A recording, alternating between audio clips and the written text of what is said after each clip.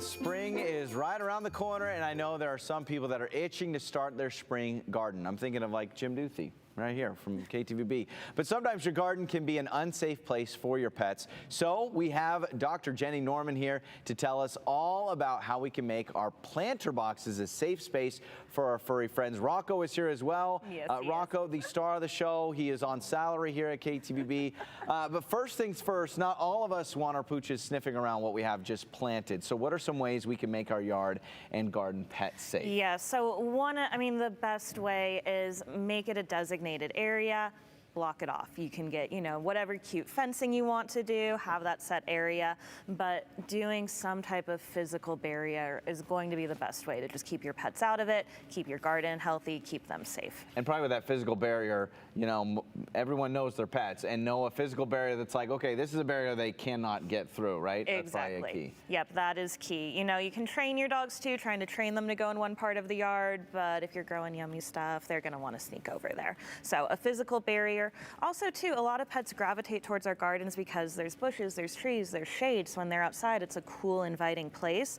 So kind of making like a separate, a little pet garden that has some of those things, some shaded area, a nice spot for them so you can train and get them more tempted to go over there versus what you're trying to grow. Almost like a pooch zen area. Exactly, something for your dogs or your cats. Exactly. So they're bound to find their way into flowers now and then. So what are some things we should be mindful of? So let's say we realize, oh no, our dog got into the flowers. So just from the beginning, when you're setting up your garden, look for pet-safe fertilizers, herbicides, things like that.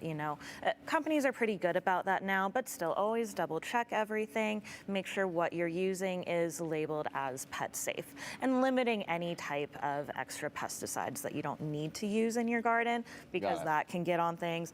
Our animals love to eat and lick everything up. So when you're going, is there certain, I know a lot of bottles of things will say pet safe. Is there any words to look out for or any things to look out for? Biggest thing, look for pet safe, and then, I would also recommend just looking up that company online, see, kind of what they use in their products as well. But look for things that say pet safe. If it doesn't say anything about pets at all, one way or the other, don't use it. Look for something that is labeled for pets. Are there certain things in a garden that if you realize, your pet has eaten, that you go, okay, animal hospital, here we come? Yeah, so the biggest things, flower bulbs, so like tulip bulbs. I love tulips, and they have that big bulb.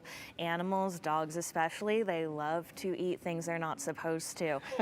That's not That sounds like me. That sounds like me, doctor. I eat things I'm not supposed to, but I do it anyway. Yeah. They do it too, but something like that, that's not going to work its way through. That can cause a physical obstruction. They need to be seen right away for that. Trees that grow fruit like peaches, peach pits are another thing that we commonly see. Yeah. And you don't think about it. The peaches fall, you don't pick all of them up. Your dog eats it. They eat the whole thing. They don't spit the pit out like we do. They eat the whole thing. Don't eat peaches, Rocco. No, Be careful of those peach pits. Is there anything to look out for? Let's say you've been out and about in the spring, your dog comes inside, your cat comes inside. Anything to look out for that's like, is it just, if your dog doesn't seem normal, kind of look into it? If your dog doesn't seem normal, look into it. A couple other things to always look out for. Lilies, very toxic to cats. Lilies and bulbs. Those are big things to look out for. Not a lot in the valley here, but sago palms are very liver toxic to dogs, and that can be pretty immediate, so I do like to warn people about that. Also, the garden brings bees, all sorts of other bugs and critters that our guys can have allergic reactions to or be sick from eating. So anytime they're out sniffing about outside and they come in and the next day or so they're not acting right, do a good assessment, see if they got into anything, call your vet, get them checked out. Probably a good thing too, I know this is with us and our kids, if our kids are outside and it's been quiet and it's been a long time, then maybe go check out. Is that kind of the same with dogs? You're like, oh. Same thing. Dog's been out there a while and I can't hear anything or see anything. Exactly.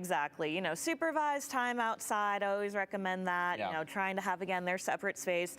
But yes, if it's been a while, they're quiet, they're not where they normally are laying around outside, go investigate and get that checked out. Where can people go for more information? They want all the info on this.